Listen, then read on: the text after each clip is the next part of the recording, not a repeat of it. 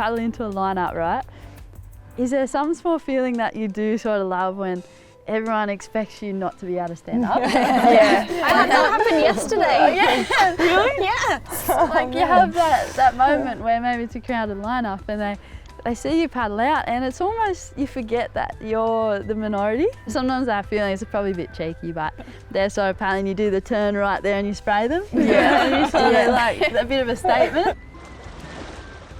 For me, it's a hard question to think of what would I change, because I've been around it now for about 20 years and I feel like each one of us here have the power to make that change.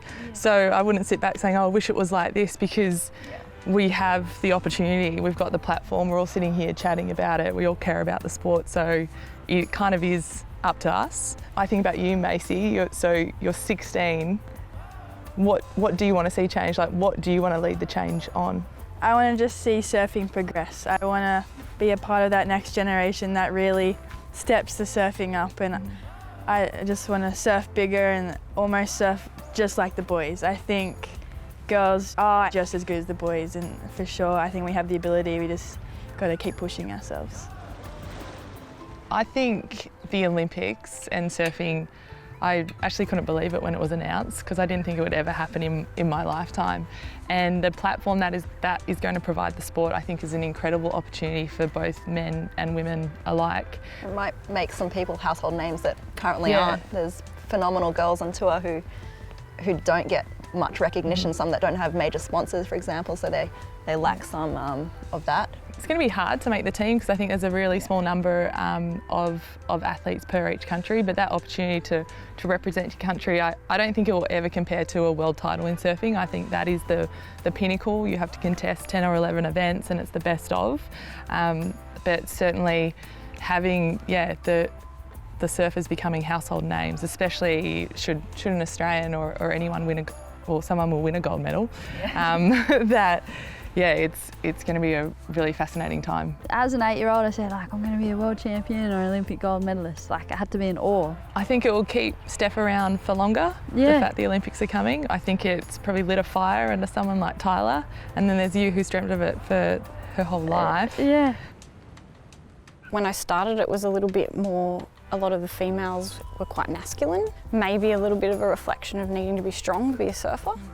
And I think as women, like, we always have that idealistic image of what we should look like or someone else should look like in the back of our minds. For me, it's always been how I feel best. That inner confidence kind of shines out. Going through pregnancy. It was really hard. Body changing. So hard, really difficult. Luckily, I ride a longboard, so I think the fitness element and the strength element is kind of taken out of the equation a little bit, and also being able to surf in tiny waves. I found it more hard to come back after, always feeling like I felt like I was in someone else's body, like I was kind of like, this is really foreign, it's not right.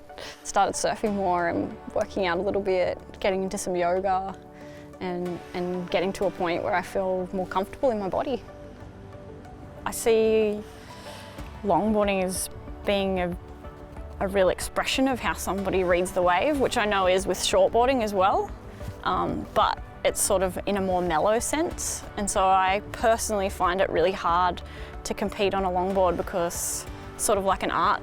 Because I know our generation today, they work so hard to maintain great partnerships and sponsors, and they're not just sort of sitting there and going and doing the training and surfing. They're getting to lifestyle shoots, they're traveling around the world, they're promoting products and brands in our lifestyle to this massive audience. But I question though, is that a systematic problem for women in surfing? Because from my perspective, guys only have to surf and train to succeed in surfing. Yeah. They don't have to be spokespeople as such. They don't have to do a lifestyle shoot for whatever magazine. Even if you won every heat in every contest in the year, it's about 3 days a year. 3 days a year that you're actually in the heat of battle, or obviously there's a lot more training that goes into it. The timeline is working. It's working. It's living proof. Especially the strength of Australian women surfing as well. And now I see Macy in the next crop. There were certain really definitive moments where women were saying, this isn't supposed to be done, but I'm doing it. and I want to leave it just like a little better than I found it, and you know, and then Macy will carry it on from there. And I just love holistically like the group of women that we represent.